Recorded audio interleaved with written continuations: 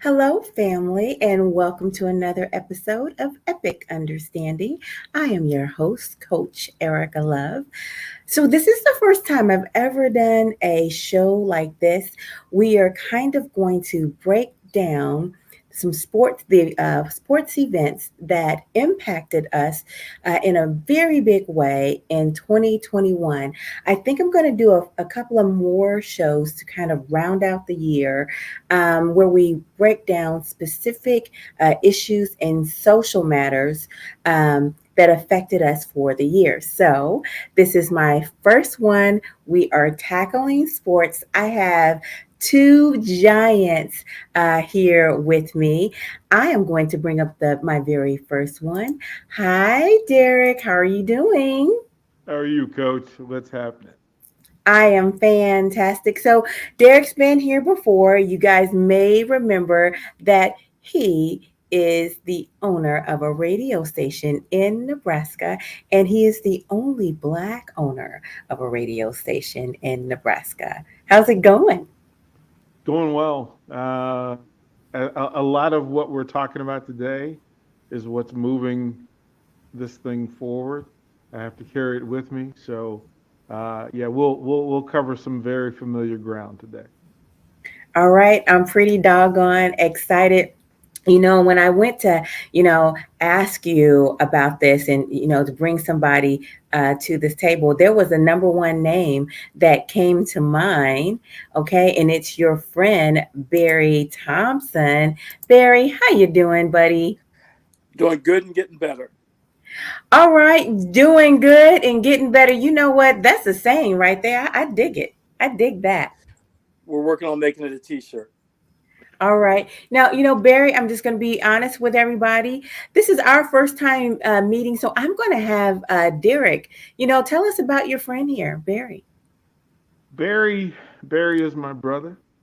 Um, not genetically, but in every other way possible. My brother in spirit, my brother in heart, my brother in action. We were thrown together by the universe. Uh, wow, that number just hit me. Wow. Mm. You don't have to say the number, just say middle school. Oh, Yeah. There you go. You don't Wow. need a number. Wow. Wow. This is like same time around cable. Like this. But yeah, Barry and I were thrown together through sports and through academics and through life. I mean, we went our separate ways and we reconnected. About 15 years ago, and it was like we never were apart. He Yeah. was a quarterback and the captain of my high school team, homecoming king, all of those things. oh, And wow. yeah, he was that dude. Um, but Barry blessed me in several different ways with his heart and his coaching. Trusted me with some things that were very near and dear to him. So in that, I have to be honorable enough to be worthy of it, and that's kind of how Barry and I work. I bounce ideas off of him, and vice versa. Hopefully, I'm giving him a piece of what he's given me because Absolutely. directionally, he's when they say you get a soul brother, yeah, that's my soul brother right Oh, wow. That's pretty amazing. So, you know what? I'm going to tell everybody we did not compare notes. The goal today is for us to break down the five top sports stories that have affected, given a social impact. So we may have some, cross referencing. We may not. We're going to get right to it. Derek, go ahead and hit us with what you got. What's your number one? Number one is COVID. Yes. COVID is the great mirror to everything that we have tried to hide, everything that we have tried to block, everything we tried to deny. Yeah. It's an exposure to science, science within the game, science outside the game, science how science affects the game, and it also showed us a lot of who we really are, Okay. Okay. really are. Like it's oh, I can be a decent person until it becomes about somebody else. I can be a different person until I get some news that does not fit my narrative. It affected sports in such a large way that it transcends sports into society, which is the very purpose of sports in itself, which is have a thing that involves the rest of us outside the game. The game's a vehicle, but COVID was the great mirror to, hey, look at us. Mm-hmm. Hey, really look at us. In order to get it right, we got to take a look. I think COVID was character revealing. Did you have that on your list, Barry? I didn't have COVID, but I had a lot of things that came from COVID. And when you start thinking about things that impacted sports, COVID did it not only in the terms that you're talking about, exposed us. I think Derek used a good word. It really exposed a lot of us. It kind of took it kind of pulled back the curtain on a lot of what we are and who we are as Americans, right? It really did that. But from a sports perspective, it's interesting the role that sports played and kind of constantly fighting through, because with all the division that COVID revealed, it was sports that kept kind of chugging, because everybody knew that was the one thing that could pull people back together. And so I didn't have COVID specifically, but I had the people that were kind of fixing the problems. Like a person for me is Michelle Roberts, executive director of the National Basketball Players Association. She was integral in getting that bubble established and making sure that the players were all there. You know, so you go down that line of who's making this thing work, who's helping this train move forward as we come out of COVID. And then you have on the nuts and bolts on the athletic side, you know, a lot of things have changed because of COVID. The use of Zoom, you know, things that we're doing now. This is a technology that wasn't heavily available before COVID, right? But here we are using it to talk about sports and culture. And, you know, guys that are going out recruiting or presenting themselves are now using it more as a tool, and people are less in their offices. But yeah, I agree. COVID's had a tremendous impact on what we do and who we are. You know what? I didn't even think about the effect of technology and how it affected recruitment. So that's actually really good. We were talking about COVID, so I was ready to play this.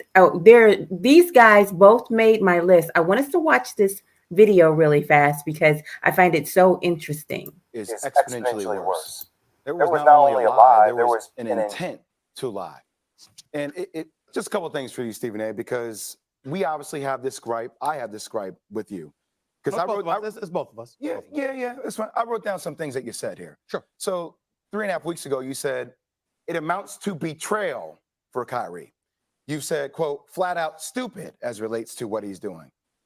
Quote, bad teammate. Quote, selfish. October 16th on CNN. To the hell with you. You say all these things about Kyrie Irving, and Kyrie Irving was very upfront and honest about what his situation was. Mm-hmm. He wasn't jeopardizing anybody else. He didn't put anybody else on the Brooklyn Nets and their team at risk. When he was allowed to be around the team, he had his mask on. He abided by all the rules. But he was subject to mass criticism by you, animated criticism by you. Mm-hmm. And then I'm in a green room, and I watch you, and I see your points that you had against Aaron Rodgers, and I appreciate the stance by calling him a liar. I just didn't feel the same venom. I didn't feel the same energy that was associated with Kyrie Irving. And a part of me wonders, why? How come you don't hold Aaron Rodgers to the same, who lied on national, looked reporters in the eye and said, yeah, I'm immunized. Okay. Why not? I don't understand that. I can answer it. You ready? Yes. Well, first of all, I came here to hear your answer. Okay, well, first of all, number one, I wasn't sitting across from you talking about Aaron Rodgers. I was sitting across from Bart Scott and Dan Orlovsky, who both agreed with me. You and I were arguing, so that might have had something to do with my intensity level. Okay. To answer that question. Okay. That's number one. Number two, let's go down the list about what I'm saying, because, again, I've been on the record. Aaron Rodgers is a liar. Aaron Rodgers to be suspended. Period. I don't know how much stronger I could be than that. Okay. Now, that's number three. I heard Bart say he should be suspended. I heard you tack on that. I didn't heard you leave. All right. No, I hear you, but listen to me. Right. When you set arguments now, when you feel passionate about something, you would say he should be suspended. No. What I'm saying to you is that you and I were getting into an intense argument. Bart Scott, myself, and Dan Orlovsky were agreeing with one another. So what I'm saying is the level of intensity, which is what you brought up, since you were questioning my lack of intensity. Yes. I'm telling you why. Now I'm back with you again. Do I sound like I sound with Bart? It sounds like you're passionate now. No, you care. Because I'm sitting across from you. So again, to make my point, I feel that way about Aaron Rodgers. But let me tell you what the difference is, because you and I, see, this is where everybody gets confused about. They act like we're talking about the vaccine. No, we weren't talking about it. The argument was, and to some degree it has something to do with the vaccine. Do I believe that Kyrie Irving owes Kevin Durant and James Harden them to be there? You damn right. That's where you and I disagree. Because Kyrie Irving, Kevin Durant, and James Harden are in Brooklyn because of Kyrie Irving. You know this. You know this. Mm-hmm. You know Okay. this. Go ahead. Kevin Durant, they can lie all they want. They can say whatever they want to say. Kevin Durant and them boys led folks to believe they were going to the Knicks. They were going to the Garden. Kyrie Irving. Okay, I'm gonna hit pause. Man, I really enjoy watching this so much because he's putting it down, and the guy is mad because on one hand, there was so much venom and so much energy when Kyrie Irving was just like, you know what? No, I'm not getting the shot. It's not for me. You know, he said his opinion and that was that, right? But then you got this other guy, you know, Aaron Rodgers, and he was straight deceptive. And it was kind of low key. It wasn't that growl, that aggression. Nobody brought that energy towards him. And the question is, why weren't we more mad about the lie? Why weren't we more mad? Coach, we just like the Rittenhouse situation, we're not surprised. That's why we're not mad. We already know. Okay. We already know. We know who people are. We've always had to know who people are before they even saw us or considered us. Mm-hmm. Look, there is nothing. What's the Maya Angelou saying? Once we know what the human is capable of, we can no longer be surprised by it. Mm. Okay, so now we understand that, listen, some people feel like the law does not apply to them. Rules do not apply to them. That should have been the thing that should have been said was, why did Aaron Rodgers not feel like he needed to follow the rule? Why did, I'm kind of aggravated with the NFL on this because, you know, it turns out they actually knew. Hold on, I'm going to play a little bit more of this. Is the one that was like, oh, let's make our own legacy. Let's do this. Now, I understand it wasn't a pandemic at that particular moment in time. I understand that a pandemic changes the course of things. But what I'm also saying is there's a whole bunch of people that didn't want to take the vaccine for the Brooklyn Nets. There's a whole bunch of people that didn't want to subject themselves to that. But they said, yo, we came in trying to win the chip.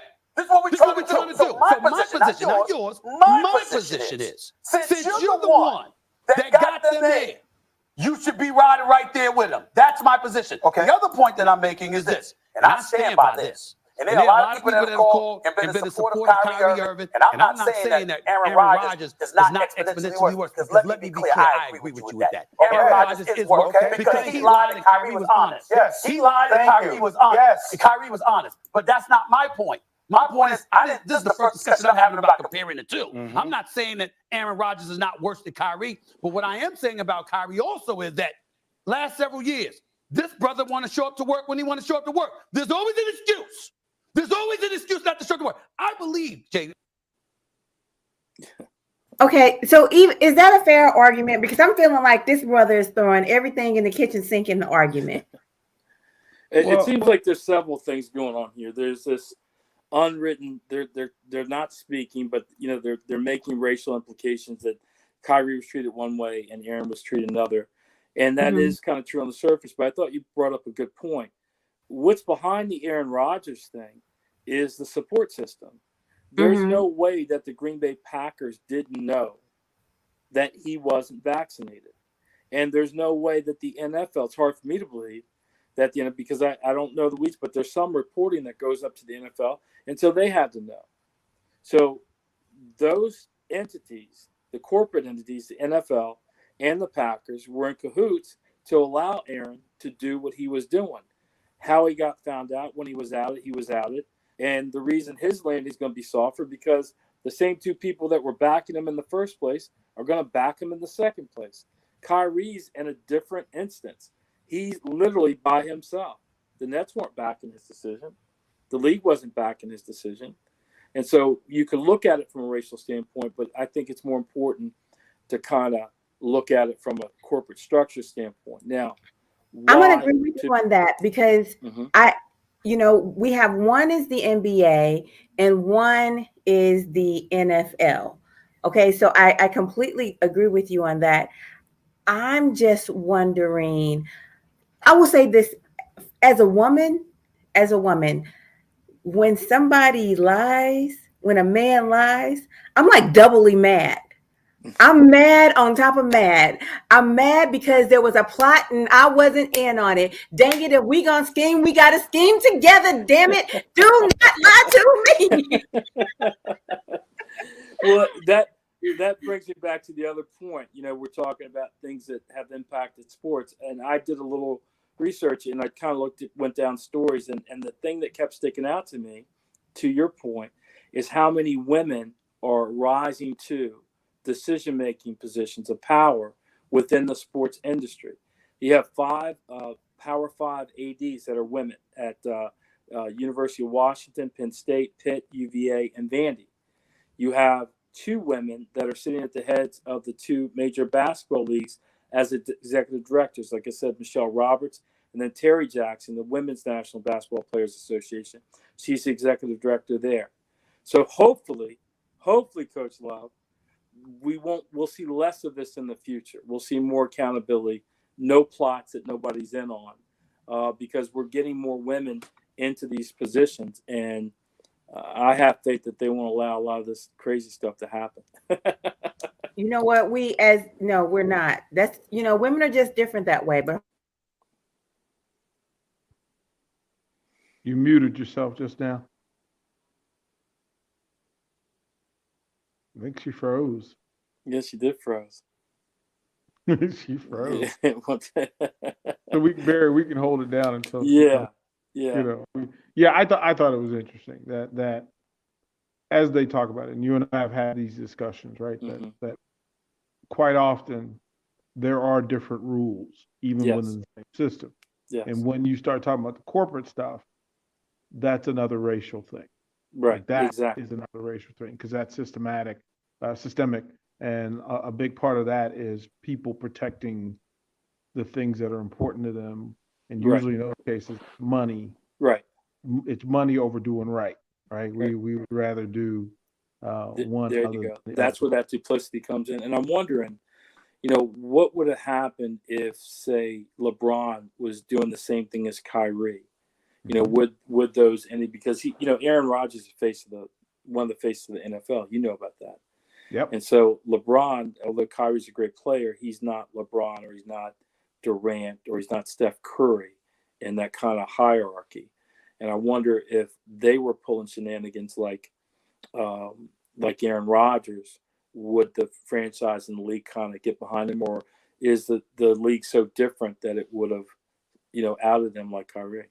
Well, the NBA did their thing where the NBA went and set rules and then set a bubble, a foundation around those rules. Mm-hmm. The NFL, that's not the life that the NFL is living. Yeah. That's never been the way business has been done in the NFL. So, it's pretty interesting, but also not all quarterbacks in the league could do what Rodgers did and get away with it. Absolutely. I think I just got a note from Coach Love. She said she had a power outage and she told us to keep talking. She don't know. We can handle it. She doesn't know. So let me ask you, on your 5 of COVID, did you have what was number 2 for you? There she is. There you go. Yes, you know what? Yes, I had a power outage. That's one thing I can say I truly love about StreamYard. I should do a commercial right now. because the way StreamYard is set up, it's set up to where you are on their server. So just because I had a quick power outage did not mean the stream was cut off. It means that you guys are so professional. You guys got, kept going. So I'm just gonna say, what did I miss? We do this once a week anyway. So yeah, we got into some of the particulars, but he had just asked what was next on my list. So, but I didn't know. I wanted to make sure Barry gave his first. What's one of your five, BT? It is the women in sports. I think you talk about sports being culturally impacted, or it really is. As I look down the list, and I was really surprised by the volume of women in positions of power that of these sports. And we were summing up about the differences. Just to bring you back a little bit, I had posed a question to DP. I said, Aaron Rodgers is the face of the NFL. What if the face of the NBA, LeBron or Steph or Durant, was pulling the same things? Would they have the same support? And DP brought up the same problem. He says, no, the NBA went about this differently. And the reason it went by differently is what I brought up earlier. That was Michelle Roberts that was behind. She was ready to retire.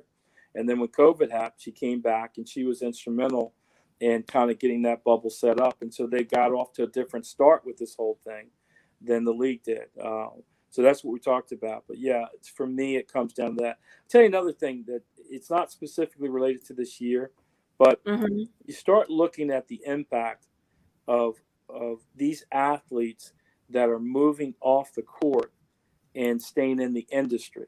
So the first one is Michael Jordan, who moved off the court, and he's an owner now. He's an owner, and you can make fun of him or whatever, but he owns an NBA franchise. You look at what Magic has done, right? Yeah. Part owner of the Dodgers, and all his business dealing. And then now you look at LeBron, who is going to be, in my opinion, is going to be poised to do something maybe greater than ownership when he gets done. And I think that's what? I'm not sure. It just, I'll tell you what caught my eye about LeBron. It wasn't what everybody was saying, that there was this 18-year-old jumping the gym. That was it. But when LeBron started his career, I remember very early, he was meeting with Warren Buffett. Okay. Warren Buffett, one of the wealthiest men in the world. And here's a young guy, he's got money, and he's finding time in his schedule to go meet with a wealthy guy. And I know they weren't talking about, going out. They were talking about how they handle his money. And then you fast forward, he starts at school a little bit ago, and you just get this sense that LeBron is a different type of guy. And he may be setting himself up for some type of philanthropy. I'm sure he wants to own things. And you watch these guys and you watch these women, I think there's a cultural impact that's going on, that there's a change happening in sports that maybe we don't quite grasp because we can't see it all in the box. You have the Raiders that had Carl Nassib, who is the first openly gay active NFL player, right? Yeah. All of a sudden, you got the women, you got the ownership, you've got the social justice movement among some of these athletes like Maya Moore and if I get it right, DP, you'll correct me, 𝐒𝐏𝐻𝐒, the center for in the WNBA, Maya Moore, who took a year off to devote herself to social justice causes. And you kind of wrap all that together, and you kind of get the feeling that maybe COVID, right, bringing it back to what we're talking about, was the kind of propeller to launch all this stuff. And it seems like it's ready to move in a different direction. I don't know. I don't know how to quantify it, but it seems like it's happening. I'm actually glad you put it in that perspective, because I'm thinking like, okay, that's a subject for 2022. That's like an evergreen subject, but I am going to throw this out there, get your wigs ready, because my comment's going to blow your, it's going to blow your mind. I'm going to make that a t-shirt. Get your wigs ready. I'm going to write that one down. Yes, but dude, Dennis Rodman, I'm just saying, the man was doing international relations, like it or not. Right. He was kicking it with Kim Jong-un. Right.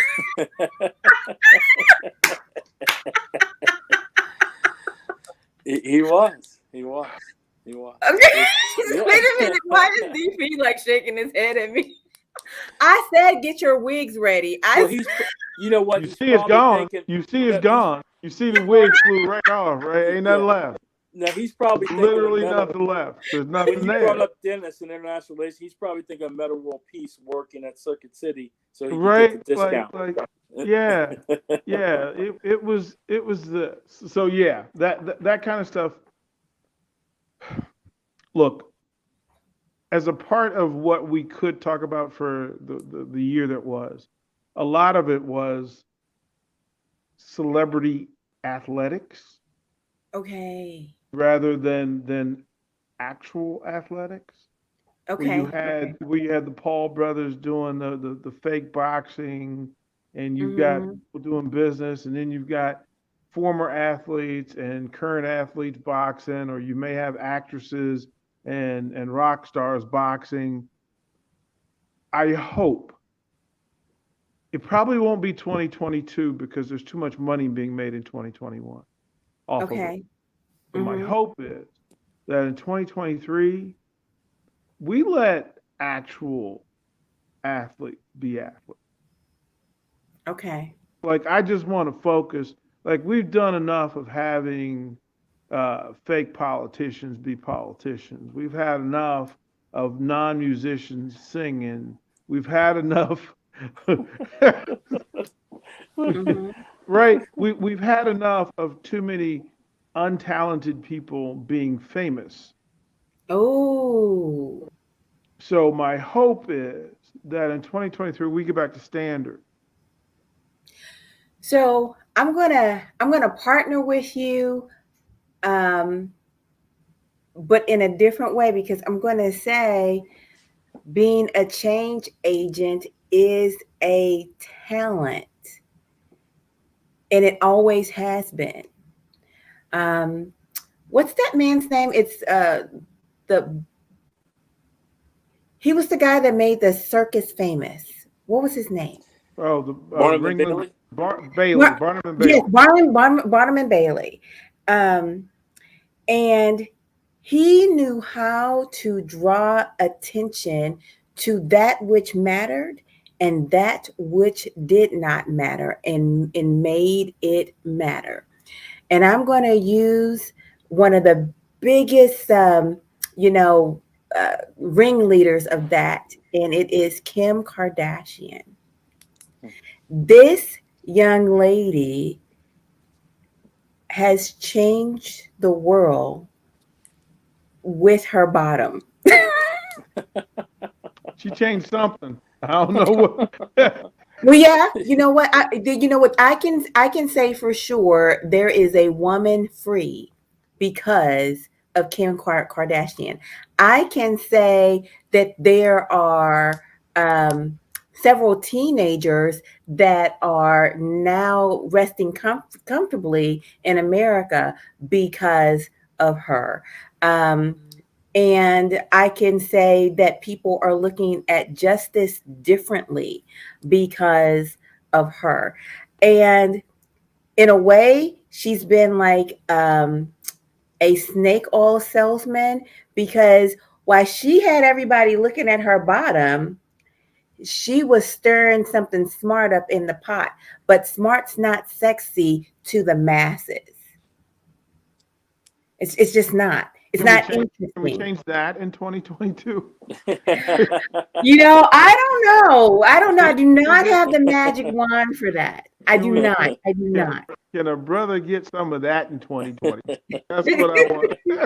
What, smart is sexy? Yeah. Not to the masses. No, let good be sexy. Let kind be sexy. Let informed be sexy.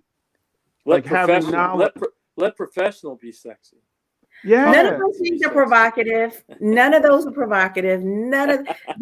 It's not. None of those provide. You know what? Being authentic, being of a high level of thinking is no longer interesting because it's too popularized and mainstream, and it doesn't make you different. Different is interesting. But these days, everybody has something intelligent to say because we're a world of thinkers. But you know what? See, this is this is that line in that space. Okay, give it to me. It's one thing, and Barry's heard me say this, so he understands it. And this is where I'm coming from. It takes zero intelligence to read what somebody else wrote. Yeah. What I want is authentic thought, authentic intelligence, authentic curiosity to follow a thing to knowledge. I believe that's coming in style in 2025. There'll be Okay. Well, hey, let me jump in a little bit, DP. And yeah, good point. But this idea that you have the spotlight and that it's not provocative. I think there's two young women this year. I have some on the women theme who've had the spotlight on them, and they've been of immense. Don't steal my number 2 and number 3. I'm gonna be mad if you steal my number 2 and number 3. Because it had immense public interest because of the time that they chose to stand up and speak for themselves. You just gonna steal my 2 and 3 every time? I'm not mentioning any names. I'll let you do the names. No, say it. But no, I'll let him say names. But those two women, like Kim, I'm not putting it down. It's visible who she helped. These two women, who I'm going to let DP name, that they have the courage to stand up in their spotlight moments and say, hey, I got to do this for me. All this other stuff around me. Yeah. Right? Go ahead. With full talent, journey, struggle, friction, lessons learned, success, all of those things. Yes. And really, one, that you're talking about doing it from out front in a frontier space where there ain't nobody look like them doing what they doing, how they doing it. If you don't say these names, I'm going to say it. So let me get you. So Simone Biles and what she did. Yep. Yeah. Those are the two that, quite frankly, and you can add Serena Williams to this. Of course. Who has always been in a frontier, hey, I'm going to go do this my way, even with illness and having a child, I'm still going to be great. Right. And because I need to be here to protect little sis who's over here in deep water with some sharks, and I need to make sure she get to safety. I need to be here for her. Simone Biles led the charge and changed the way an entire sport will do business going forward, so that it actually protects the young ladies that are in those positions from predators and from sharks as well, right? And she said, listen, even at the highest stage, I need to be honest with you. I need to tell you that I don't feel safe. I don't feel comfortable. I am not in control, and to not be judged by. Right. That's the part that, like, listen, we as human beings need to get back to caretaking is okay. Like that grandiose task of pursuit isn't as important as the person itself. And I say this to Barry all the time. As coaches, we cannot choose the game over the people. Ooh, nice. Yeah. And to pick up what he says, a lot of times, we're coaching and I coach football, and there are some very high and low moments there for players of all varying different abilities. Sometimes it can be a guy who has been working all week and it looks like he's going to get his first start, and the coach tells him right before the game, hey, we're not going to start you, and then the kid doesn't go in at all. Or it can be a game that a kid really wanted to win and they don't get the result. Or it can be a kid who maybe in the senior year, the coach says halfway through the season, hey, we're going to start this other guy. You go play over here. And in those high and low moments that happen on all different levels, picking up on what DP said, I know he's fond of it, and I say it a lot. I said, always remember that you have always been more than just a football player. that football is just something that you do. I see DP's lips are moving while I'm making the sound. Football is something that you do. It's not who you are. And so when you have these women that stand up at those apex moments, and certainly Simone being the face of that women's program, the grand dame of that team that was going over, and she said, no, right now, this is no good for me. I don't care about the stage. I don't care about the money. I don't care about the endorsement. I care about me. And I'm not well right now, and I need to go over here and take a break. And for her case, virtually no criticism, right? She didn't get the Kyrie treatment, full Kyrie, and she didn't even get the full Aaron Rodgers. We didn't hear reporting about her losing endorsements. She was allowed and permitted to go off and do what she did and come back and compete in whatever event she wanted to compete in. And I'm hoping the same for Naomi as well. I'm not going to say she lost endorsements or anything like that, but there was a air of like a lack of respect. I mean, it came back, kind of gradually, but there was this air, that she's arrogant. She let her teammates down. Right. She let America down. That was huge. And the venom that was coming at her was palpable. It was palpable for me. And I think for her, it was proof positive she needed to take a break. Because 100%. People weren't really loving her like that. And you can feel that when you're in a space when things aren't authentic, you can feel that they're not authentic. And when you get in an environment and you feel like nothing real, you can kind of understand how somebody might say, hey, you know what? I need to get out of this. And a jump in the field, and he's done a lot of explaining himself. But when it doesn't feel right, you go to Dave Chappelle. He had to leave the country for a while, right? Because things just didn't feel right.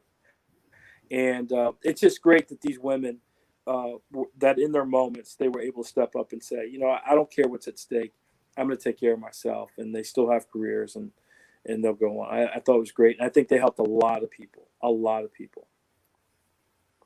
Fair enough. I like it.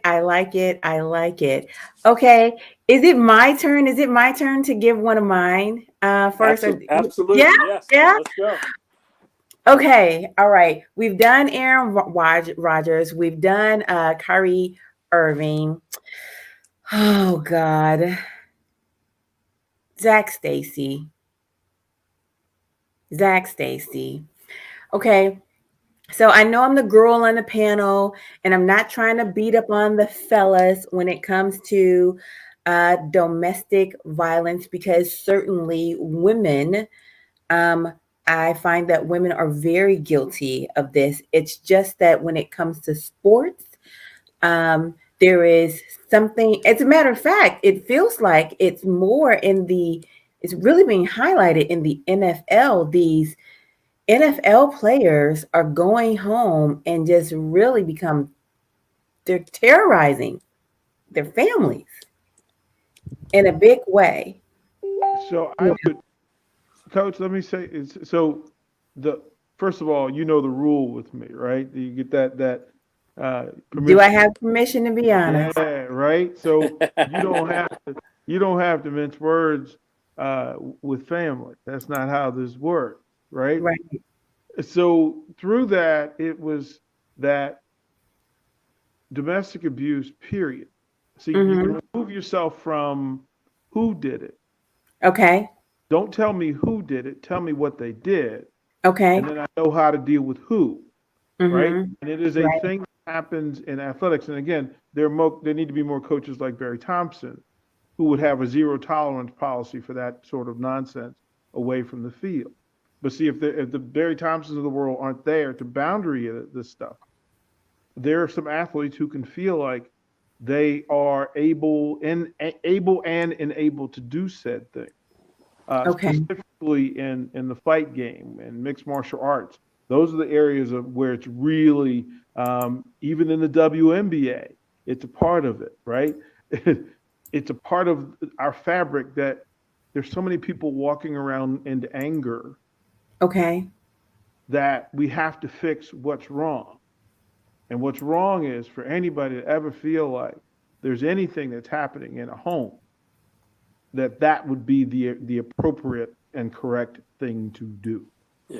Mhm. See, and I come from a household where there were stepfathers who put hands on, and I couldn't wait till I got old enough to step up and say no.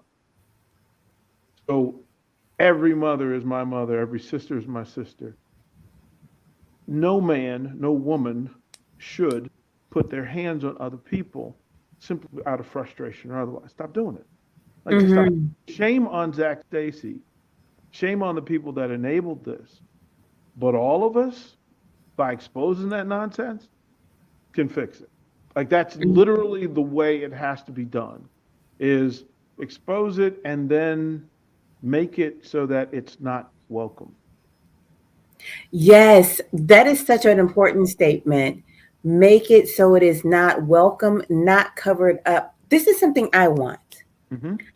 I want for when a man is abusive with his words to women, that men lower his level of respect as it relates to manhood. Mm-hmm. I want that. Barry, go ahead. Yes, yes, yes. In February, the Tokyo Olympics 220 chief Yoshiro Mori, he Uh-huh. had to step down because he had made what was called deemed sexist remarks about women joining the board. And at first, he Okay. did the double down thing. He says, "I'm not doing this." But sponsors and people jumped in. There was a pressure campaign, and he stepped down. That's exactly what you were talking about. That happened in 2021. That a guy that high up in the country that was going to host the Summer Olympics, that his words seemed to be at that point not what they were about, because the subject matter was, how do we include more women in these boards? And his language was deemed offensive enough that they didn't want him in a leadership position. So exactly what you're talking about. I like it. I love it. We have to have more of it. And I only point out men in that situation because there are so many words and terms for women who are not worthy of honor. I mean, we have a lot. We had a whole bunch of different terms for women who are not worthy of honor.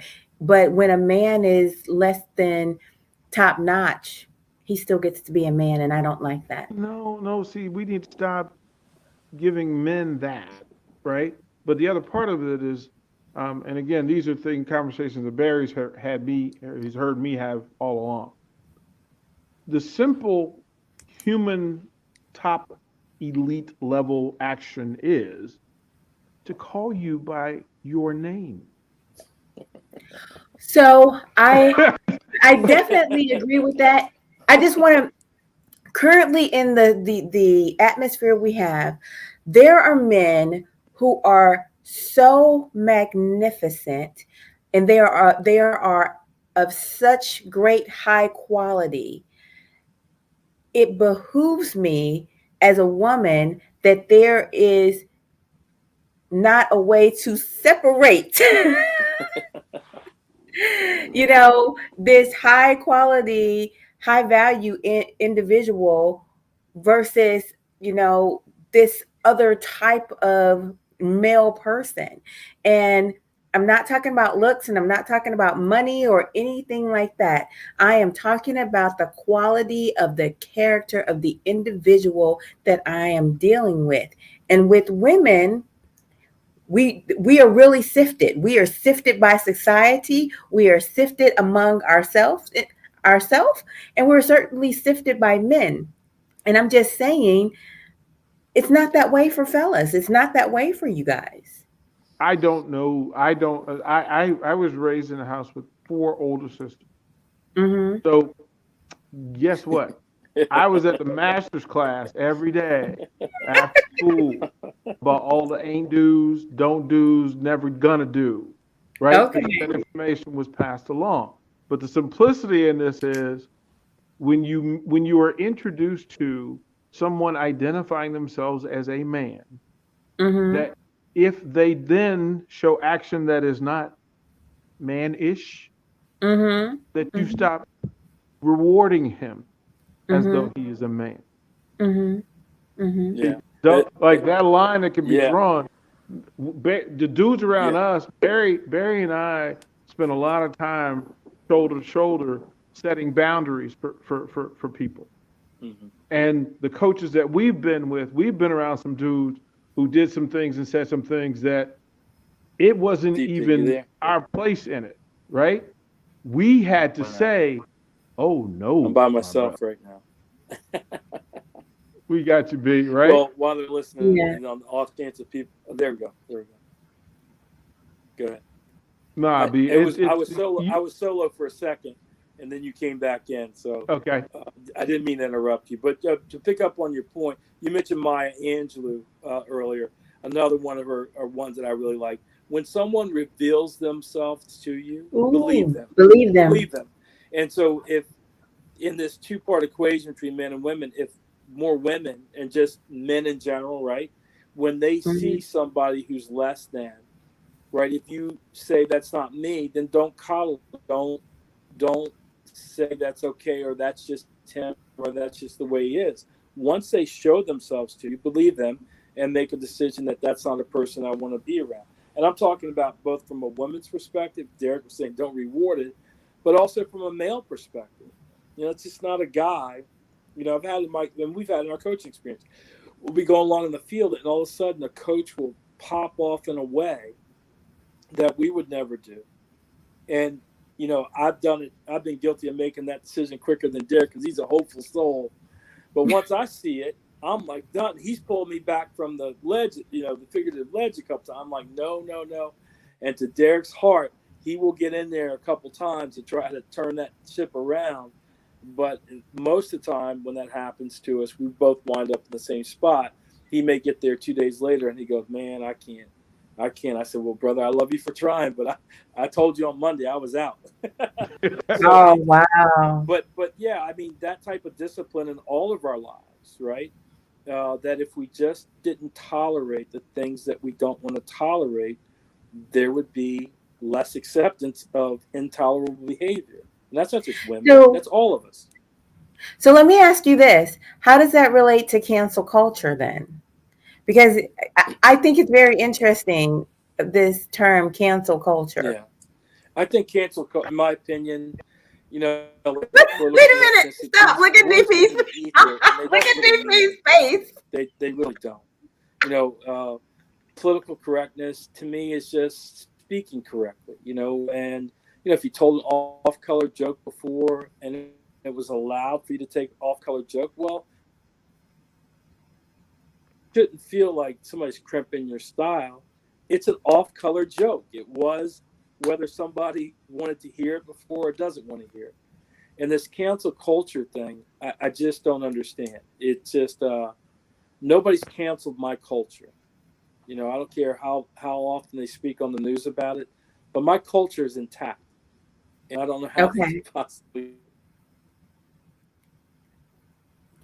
I think he's having one of those problems that I had a moment ago. So if you don't mind, DP, come on, bring that home for me. Yeah, that's easy for me. See, that's people who are engaging in bad behavior, looking for a way to finger point and blame other people for correcting them and for getting them right.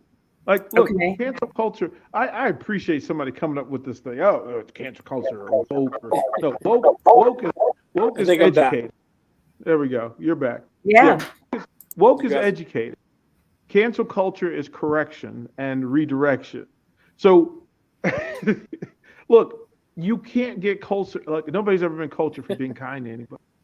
Nobody's ever been canceled, and nobody who's been considered woke by simply saying, there's another way. There's another way, right? So the cancel culture thing is accountability. It's standard. It's standard. Imagine us as a society having standards. It's like what you just said.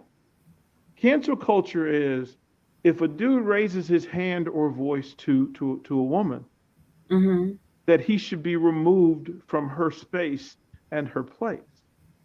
That's not cancel culture, bro. You got to go until you get right. That's right. There you go. I like it. You got to go until you get right. Yeah. Go get right somewhere else. Go get your get right. Yeah. Hey, Go get can't get right. There we go. right. Oh, I don't know man. if you heard me, but I was saying I don't know what cancel culture is. Nobody's canceling my culture.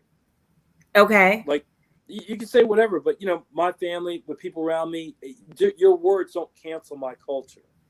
So I don't even know what that means, cancel culture.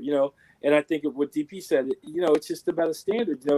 If you come into my house and you're acting a fool, and I tell you to get out, I didn't cancel your culture. I just told you to get out because you were acting a fool.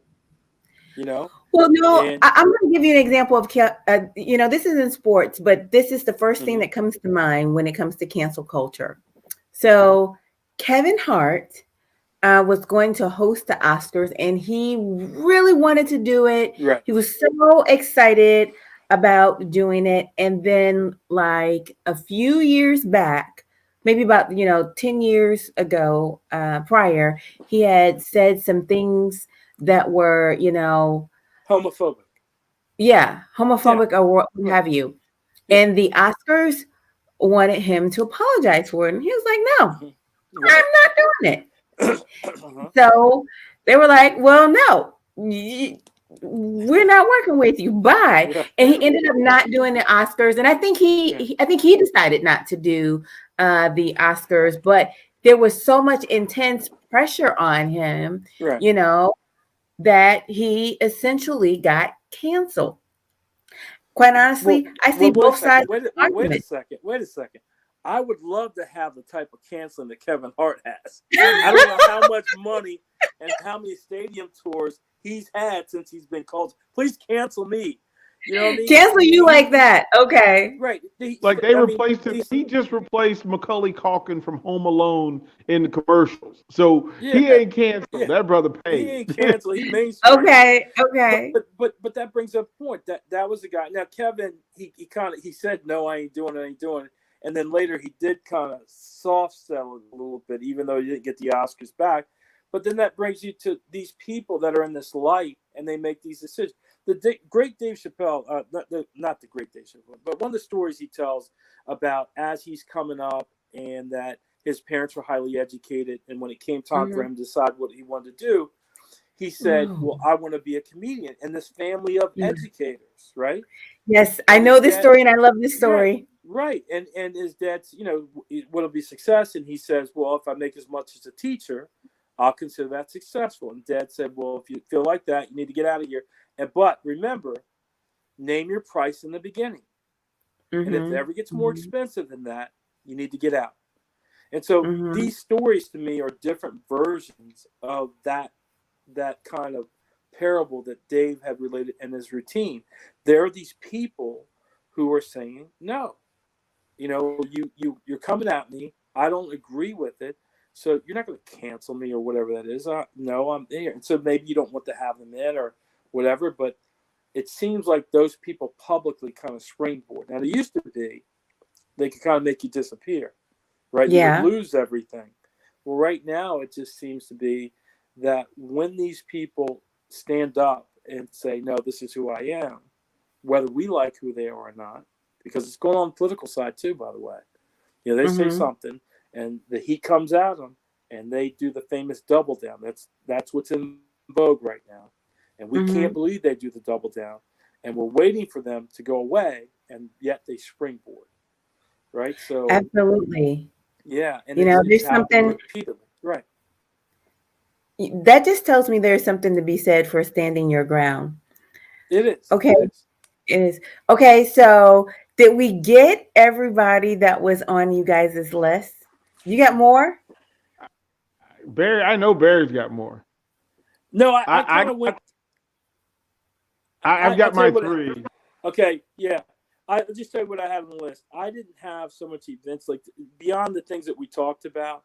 I thought the impact of women, the impact of Black ownership.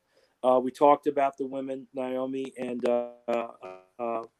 Simone Biles standing up. I think that whole range of things kind of fits together somehow. Maybe in 2022 we can realize that the women of the NBA stand up for social justice. That's kind of where I was. There were other little events, that aren't big cultural things that you can know. So DP, bring us home. There are two that have been in my presence a lot lately, especially with the sports radio station being in a college town around college athletes. Name, image, and likeness. Yes. NLI. Yeah. Yes. NIL has changed young people's ability to have additional acknowledgement, value, and support. And it's it's on my list. Yeah, no, that's the I was gonna be I was okay. Go ahead. Right. So to have that, right, that now we can take care of young people, and the adults who fought this all along, who are getting rich off of it, will still remain rich. But at least young people will be able to engage in professional relationships that make sense for them and benefit them. And it's long overdue, and bravo and amen. And then the other is a thing that was powerful, because I'm in the middle of the country, and some of what goes on here is a new vacuum for me. Okay. Recently, there have been programs across the country who have decided and chosen to, right after the national anthem, perform Lift Every Voice and Sing. Yeah. And being in Nebraska, two things have happened. One, the folks in positions of power understood their audience, because they put it after the anthem. But what they did was they put the words on the big screen. They put the words on the big screen. So what they did, what people aren't hearing, is the image or song in their head. They have nothing to be afraid of when the words are in front of you, being sung to explain that there's nothing to fear here. There's only love welcome here. There's only inclusion here. And I watched an athletic director and the men's and women's basketball coach speak to that. And it's in the video, and it says, listen, sports has the ability to provide and spark inclusion at one of the highest levels of our society.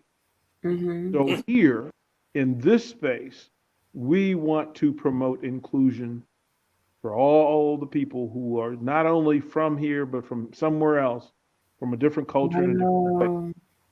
And to watch the progression of people who went from being uncomfortable 5 games ago, who are now not only engaging, but they're participating.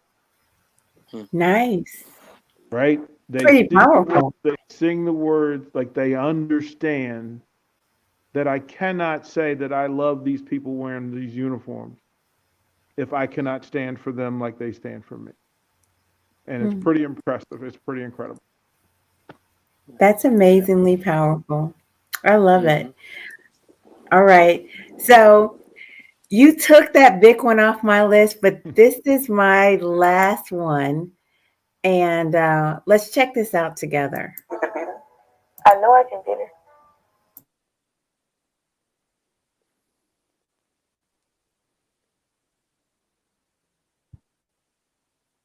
We can't hear it. I know. I had an oopsie. Why? Hold on. Because I believe.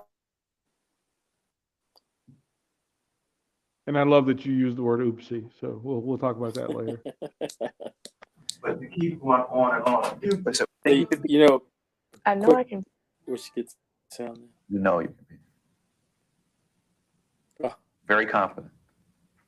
I'm very confident. You say it so easily. Why? Because I believe it. Cut right here, if you don't mind. And let me tell you why.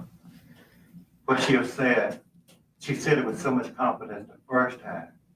But if you keep going on and on. Listen, we can't keep interrupting. I mean, if you want. You got to understand that you're dealing with an image of a 14-year-old child. And this child gonna be out there playing when your old ass and me gonna be in the grave. When she says something, we done told you what's happening. You dealing with a little black kid, and let her be a kid. She done answered it with a lot of confidence. Leave that alone. What do you feel inside when you're on the court? I feel good. I feel good.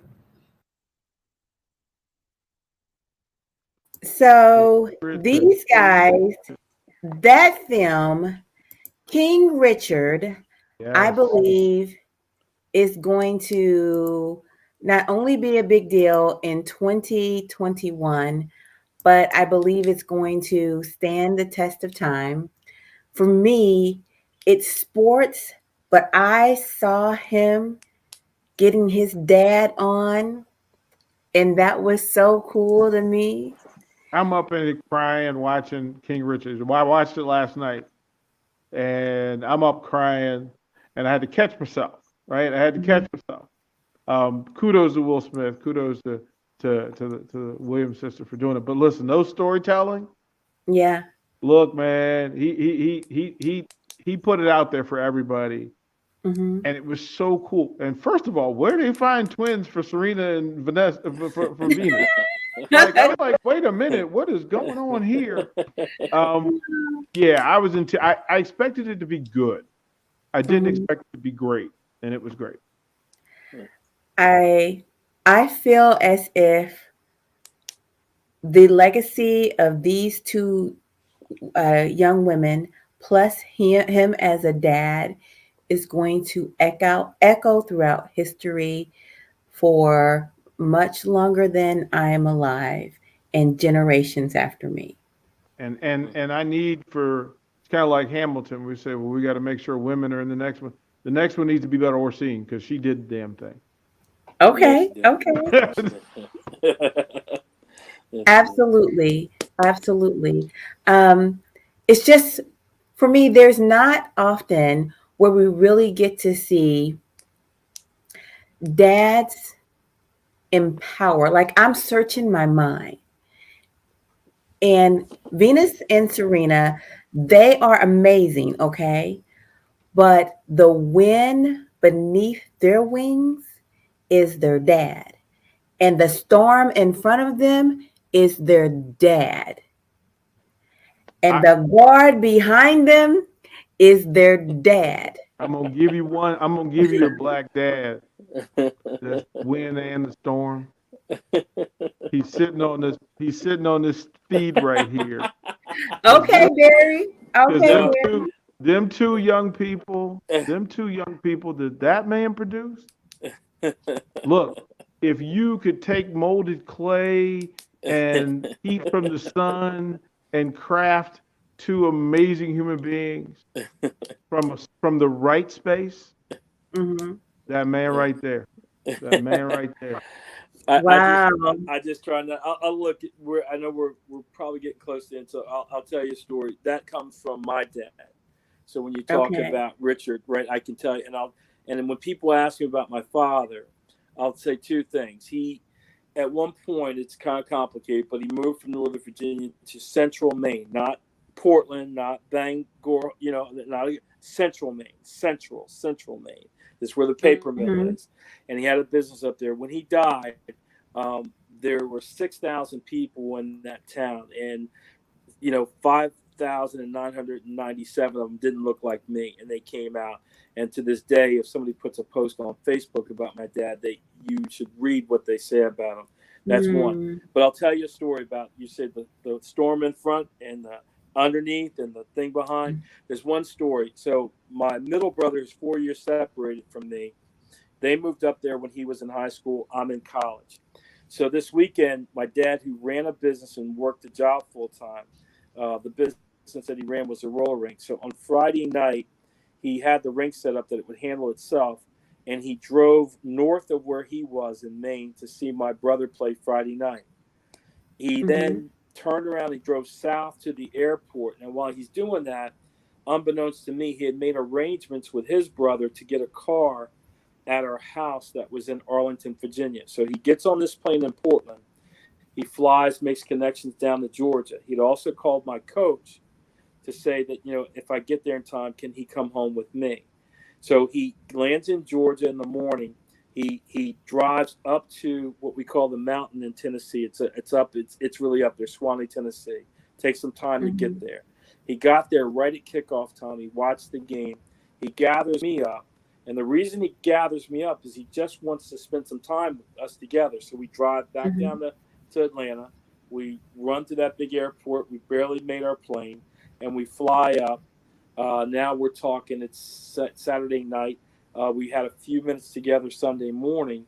He had to get on the next plane to go back to Maine. And when he landed, he drove and worked the afternoon matinee in the roller rink. That car that he had arranged for me was so that he could maximize his time with me, and I drove it back down to school to Lexington. And then he got up and went to work on Monday. Wow. That's a dad for you right there. That's a dad, man. That is a dad. You know what? Yay, dads. I'm just giving you a you know what? Yay, dads. And it's just it's something special about having someone fight for you that makes you understand that you are worth fighting for. This other guy on the feed, he's really good at complimenting me, but this guy right here on the feed, he fights for players and people every single day. There are people, and he shares them with me, and I should probably collect them all and embarrass him, but he'll share with me. He'll share with me, somebody that has acknowledged his life impact on them, and it happens on a regular basis. And the thing about DP and myself is that I think the blessing is we get a chance to do that every day, and we know we're not alone. We know we're not alone. And I'll tell you why I know we're not alone. The world would be chaotic if we were alone. There are so many people like us out there just doing these things for others on a regular basis. And they're really the glue that makes this world go around. And there are so many of these people out there doing it day to day, week to week. We don't know who they are, but they're getting it done. But every neighborhood you go to, they know, like DP grew up. He has a story about a policeman who just spotted him and took him under his wing. That's going on all the time. There's somebody who spots a kid, sees that they have a little want for something. There's a big mama that says, come on over here, give you something to eat. Next you know, I'll tell you what, I read a story that went viral. There was a grandmother who sent a text to her grandson, and she's asking if he's going to come over for Thanksgiving dinner. The recipient of the text said, this is not your grandson, and he sent the picture to her to prove it. She said, I don't care. Are you coming? He goes, yes. Aww. And for 6 years, they've been getting together for Thanksgiving dinners. And so that just tells you that's a public story. But, my wife would do the same thing. And DP's wife would do the same thing. And I'm sure you have people in your circle that would do the same thing. And there are people doing it. But every now and then these things get elevated. And it should be a recognition that there are many, many millions of us who are doing this on a daily basis, or else the world would not hold together. You know what? I think I agree. And I'm going to make a comment, and it's going to be a hot mess comment, but here we go. I want kindness to catch the cool like Kim Kardashian's booty. That'd be great. It could go viral. It would be great. Yes, I want it to go viral. We just have to have kindness and love make an intimate sex tape, and then that would go viral too. There you go. That would get it spinning out of control. Right? We just have to hook it up social media. You know what? Yeah. You know what? High five on that one. High five on that one. I love it. Thank you so much. You guys have been amazing, family. Thank you for watching, and have a good night. We'll see you next time. Happy Thanksgiving, everybody. Yes, happy Thanksgiving. Bye-bye for now. Bye-bye.